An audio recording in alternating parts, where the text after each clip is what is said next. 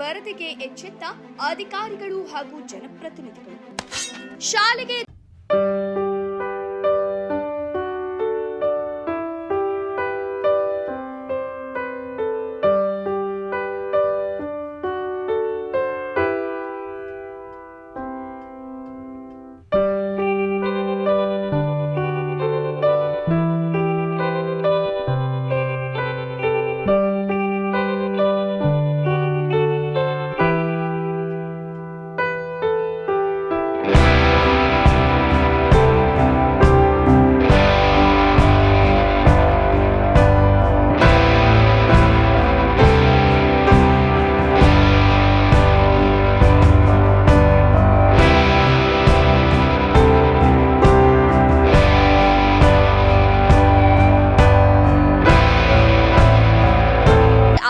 ಏರುಪೇರಾದ್ರೆ ಡೋಲಿ ಮೂಲಕ 4 ಜನ ಹೊತ್ತುಕೊಂಡು ಹೋಗ್ತಾ ಇದ್ರು.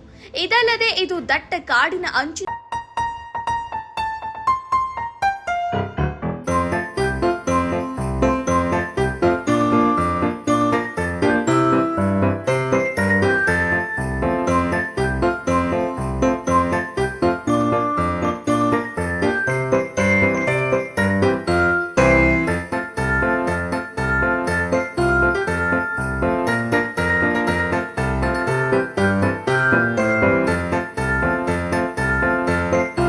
ಸಫಾರಿ ಜೀಪ್ ಅನ್ನೇ ವಿದ್ಯಾರ್ಥಿಗಳಿಗೆ ಶಾಲಾ ಕಾಲೇಜುಗಳಿಗೆ ಹೋಗಲು ವ್ಯವಸ್ಥೆ ಮಾಡಿದ್ದು ಮಲೆ ಮಹದೇಶ್ವರ ವನ್ಯಜೀವಿ ಧಾಮದ ಡಿಸಿಎಫ್ ಭಾಸ್ಕರ್ ಅವರು ಇಂದು ಬೆಳಗ್ಗೆಯೇ ಪಚ್ಚೇದೊಡ್ಡಿ ಗ್ರಾಮಕ್ಕೆ ಖುದ್ದು ಭೇಟಿ ನೀಡಿ ವಿದ್ಯಾರ್ಥಿಗಳನ್ನ ಶಾಲಾ ಕಾಲೇಜುಗಳಿಗೆ ಬಿಟ್ಟು ಕರೆತರುವ ವ್ಯವಸ್ಥೆಗೆ ಚಾಲನೆ ನೀಡಿದ್ರು. ವಿದ್ಯಾರ್ಥಿಗಳ ಮೊಗದಲ್ಲಿ ಸಂತಸ ಮೂಡಿತು. ವರದಿ ಹನೂರು ವೆಂಕಟೇಶ್.